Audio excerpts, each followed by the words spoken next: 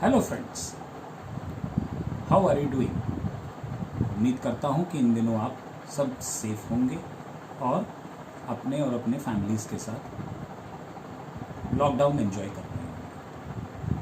लेकिन इस बीच में हमें स्टडीज़ को भी ध्यान देना है।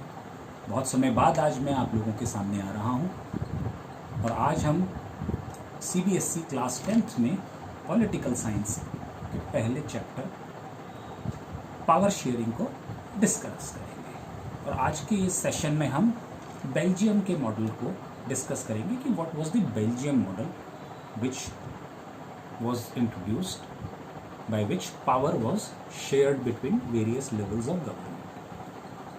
तो as we all know friends, Belgium is a country, it's a very small country in Europe. इसका साइज़ जो है वो इंडिया की एक स्टेट हरियाणा के बराबर है और इसके अंदर पॉपुलेशन भी अबाउट 1 करोड़ के आसपास है। और इसके अंदर जो एथनिक कॉम्पोजिशन है उसमें एक फ्लेमिश रीजन है जहाँ के 59% पॉपुलेशन जो है वो डच स्पीकिंग है। दूसरा वेलोनिया रीजन है जहाँ पे 40% पॉपुलेशन जो है वो फ्रेंच स्पीकिंग है। अब 59 डच स्पीकिंग है, 40% फ्रेंच स्पीकिंग है और बाकी बचा हुआ 1% जो है वो German speaking areas.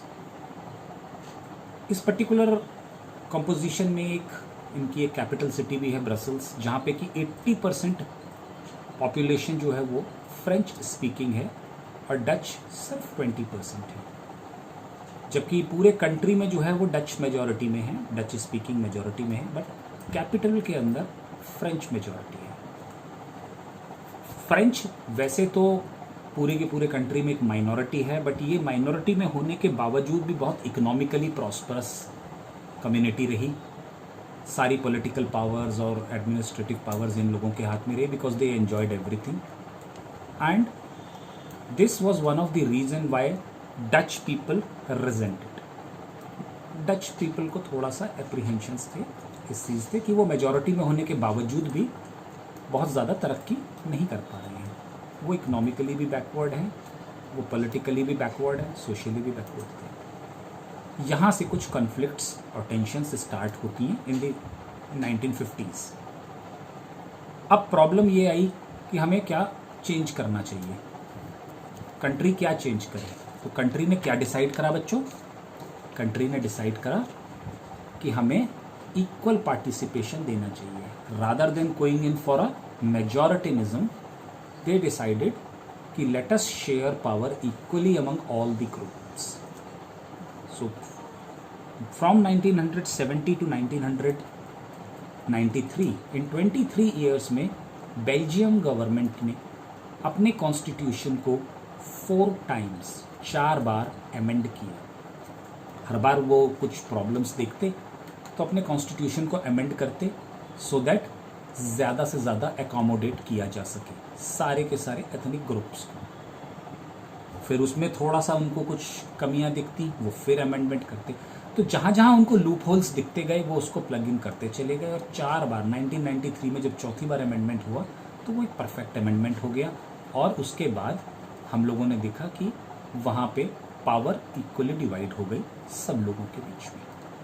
And that is one of the precise reason as to why we study this particular model. अब बात आती है कि इन्होंने किया क्या, व्हाट दे डिड। ये 4 बार कॉन्स्टिट्यूशन अमेंड करने के बाद इन लोगों ने सेंट्रल गवर्नमेंट की जो पावर्स थी, कुछ पावर्स उसमें जो इम्पोर्टेंट थी वो लोकल गवर्नमेंट्स को भी दे दी कि भाई लोकल गवर्नमेंट भी इस काम को कर सकते हैं। तो first of all central government की पावर्स स्टेट गवर्नमेंट में भी दी गई। सिर्फ की जो नेशनल इश्यूज थे वो सेंट्रल गवर्नमेंट के पास थे। एक थर्ड लेवल ऑफ गवर्नमेंट भी वहाँ पे इंट्रोड्यूस करी गई जिसको कि उन्होंने कम्युनिटी गवर्नमेंट का नाम दिया। This particular government was known as the community government. ये कम्युनिटी गवर्नमेंट क्या थी? ये कम्युनिटी गवर्नमेंट जो थी ये सबको देख करके चलती थी, हर कम्युनिटी के लोगों को, फ्रेंच, डच। और इसको जो उन्होंने लैंग्वेज, लिटरेचर, इन सब चीज़ों के इश्यूज दिए थे कि ये इनको टेकअप करेंगे।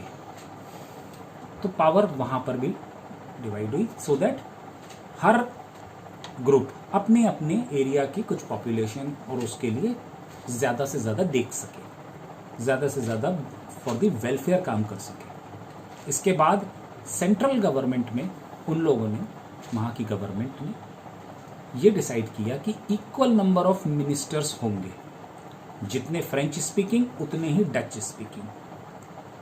तो ये कुछ मेजर्स वहाँ की गवर्नमेंट ने लिए, जिससे कि वहाँ पे कॉन्फ्लिक्ट्स जो धीरे धीरे करके बढ़ रहे थे वो ऑटोमेटिकली कम हो गए।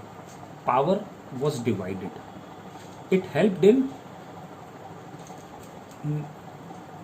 बाइफर्केशन, हर चीज एक दूसरे के पास डिवाइड होती चली गई और एक हाथों में कंसंट्रेशन नहीं रही पावर की। इसलिए ये बेल्जियन मॉडल बहुत अच्छा मॉडल साबित हुआ, क्योंकि without any tension, without any conflict, power was divided equally among all the groups and every group was satisfied. So this was the Belgium model, which we, in our next session, we will be taking up the Sri Lankan model and as to why the power sharing is required, what is achieved by it. Right friends, so we'll meet the next class. Right. Okay, bye bye.